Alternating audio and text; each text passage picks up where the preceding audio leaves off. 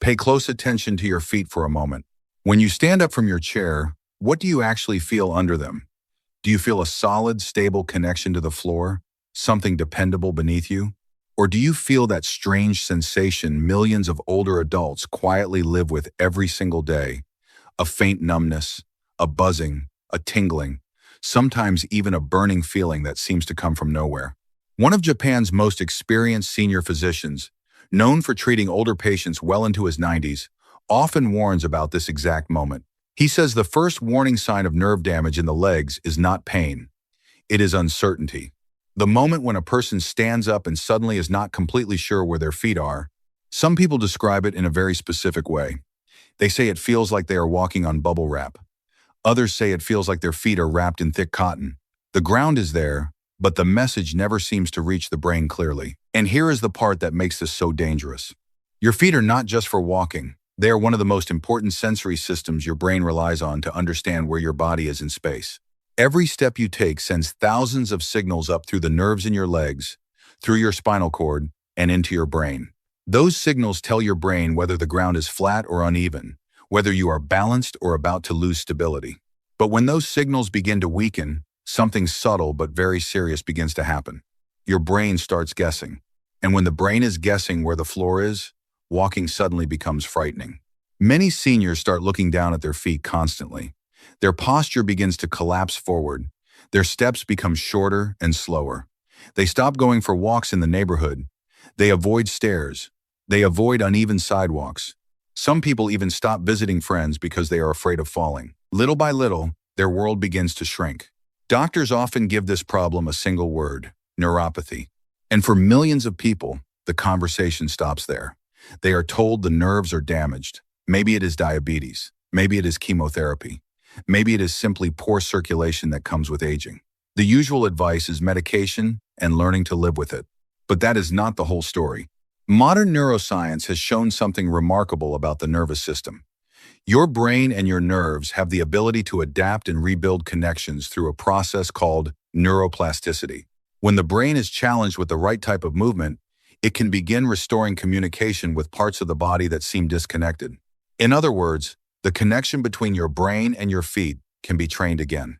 In today's video, you are going to see 4 simple exercises that are specifically designed to do exactly that. They help increase blood flow to the nerves in your legs. They activate the muscles that stabilize your feet and ankles. And most importantly, they force the brain to reconnect with the lower body so your balance and confidence can begin to return. Before we start, I want to hear from you. If your feet often burn, tingle, or feel like pins and needles, go down to the comments and type the word tingling. If your biggest problem is numbness, where it feels like you cannot truly feel the floor beneath your feet, type the word numbness. Your experience matters, and you may be surprised how many other people here are going through the exact same thing. To understand why these exercises matter, you first need to understand what neuropathy really is. Your nerves function like electrical wires running from your brain, down your spinal cord, and all the way to the tips of your toes. Every step you take sends signals back to the brain, telling it exactly where your foot is, how firm the ground feels, and whether your body is balanced or about to tip. But over time, those signals can weaken. For many older adults, the cause is elevated blood sugar from diabetes.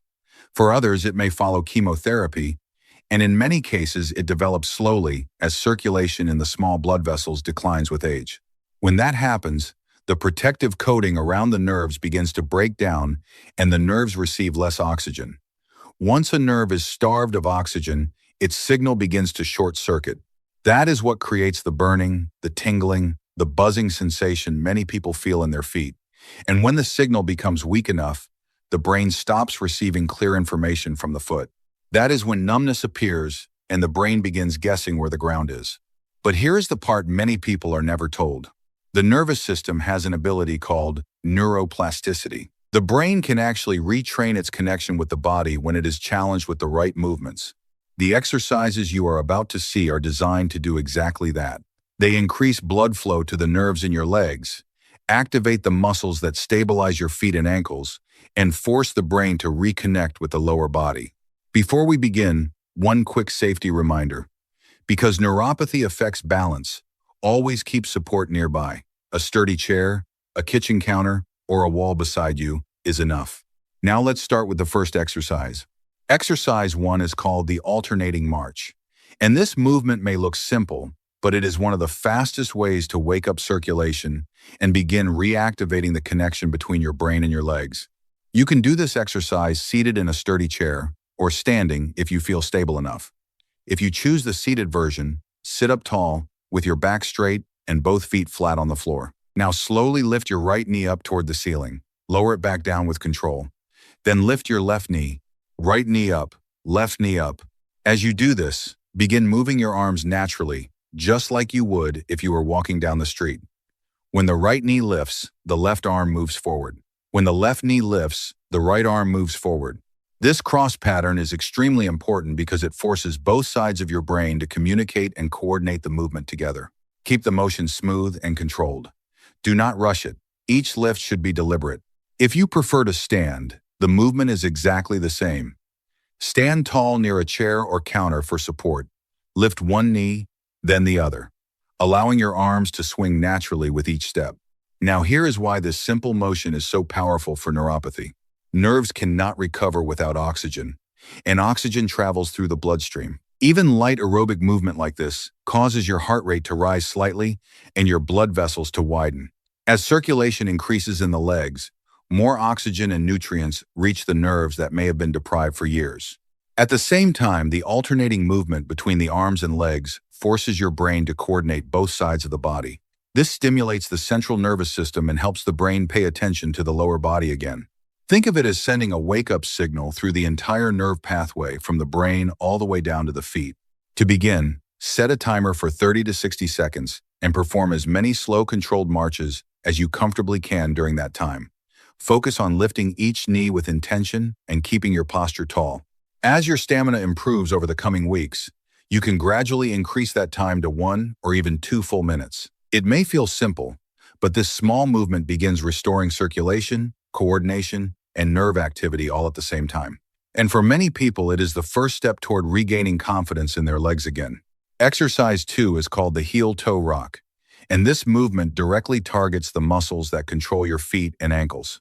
For people dealing with neuropathy, this area is absolutely critical because the ankle and foot are the first line of stability every time you take a step.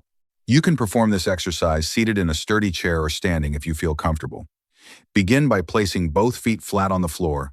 Sit tall so your posture stays upright and balanced. Now slowly raise both heels toward the ceiling while keeping the balls of your feet and your toes pressed firmly into the ground. You should feel the muscles in the back of your lower leg tighten as your heels lift. Hold that position for a brief moment, then slowly lower your heels back to the floor. From there, shift the movement in the opposite direction. Rock your weight slightly backward and lift your toes and the front of your feet up off the floor while your heels stay planted. Then return your toes to the ground. Heels up, lower down, toes up, lower down. The movement becomes a smooth rocking motion through the ankle. Take your time with each repetition and stay in control. Now here is why this exercise matters so much. When neuropathy begins affecting the nerves in the feet, many people unconsciously change the way they walk. Instead of lifting the front of the foot, they start shuffling their steps across the floor because they are afraid of tripping. The problem is that when the toes are not lifted properly during walking, the foot can easily catch on small obstacles like uneven pavement, a rug edge, or a stair. That is one of the most common reasons older adults lose their balance and fall. This exercise directly retrains the muscles responsible for that motion. When you raise your heels, you activate the calf muscles, which include the gastrocnemius and soleus. These muscles play a major role in pushing the body forward during walking. When you raise your toes, you activate the muscle on the front of your shin called the anterior tibialis. This muscle is responsible for lifting the front of the foot so it clears the ground during each step. For many older adults, the anterior tibialis becomes extremely weak after years of walking on flat, predictable surfaces while wearing stiff shoes. As that muscle weakens, the toes stop lifting properly. By practicing this rocking motion, you are waking those muscles back up and restoring the natural range of motion in the ankle and foot. Aim for 10 to 20 slow repetitions. Focus on feeling the muscles contract with each lift, rather than rushing through the movement. It may feel simple, But this small motion begins restoring control in one of the most important joints in the body for safe walking. Exercise 3 is called the seated diagonal chop, and this movement begins introducing something many people overlook when dealing with neuropathy. Balance does not come only from the feet. It depends heavily on the core and the way the brain coordinates the entire body. Start by sitting at the edge of a sturdy chair. Keep your posture tall so your spine stays upright. Place both feet firmly on the floor, about hip-width apart. Now do something very intentional. Press your feet gently but firmly into the ground. Feel the contact between the soles of your feet and the floor. That pressure alone begins sending sensory signals from the feet up through the nerves toward the brain. Once your feet are grounded, bring your hands together in front of your body. You can clasp your hands if it feels comfortable. Now move your hands down toward your left hip. From that position, sweep your arms upward across your body on a diagonal path until your hands reach up toward your right side. Then bring them smoothly back down toward the left hip, low on the left, up to the right. Repeat this motion slowly and with control. After completing your repetitions on one side, switch directions. Bring your hands down toward the right hip and sweep diagonally upward toward the left side. This cross-body movement may seem simple, but inside your body something very powerful is happening. As your arms move diagonally across the body, your core muscles must activate to stabilize your torso. At the same time, your feet must stay firmly connected to the floor to keep your base of support stable. While those two things are happening, your brain is coordinating multiple signals at once. It must control the movement of the arms, stabilize the center of your body, and maintain pressure through the feet into the ground. That combination forces communication across several neural pathways at the same time. For people experiencing neuropathy, this kind of coordinated movement is extremely valuable because it reminds the nervous system how the upper body and lower body work together. In other words, you are retraining the brain to manage balance through the entire body instead of relying only on the feet. Perform 10 to 20 repetitions on one side, moving slowly and deliberately, then switch and perform 10 to 20 repetitions in the opposite direction. Stay tall, keep your feet grounded, and focus on smooth, controlled motion with every repetition. Exercise 4 is called the modified single leg balance, and this is one of the most important movements for restoring real-world stability when you walk.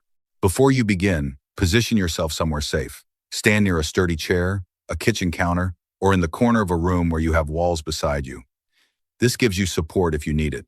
Now shift your weight onto your right leg. Take your left foot and place it slightly behind you so that only the toes of that back foot lightly touch the floor.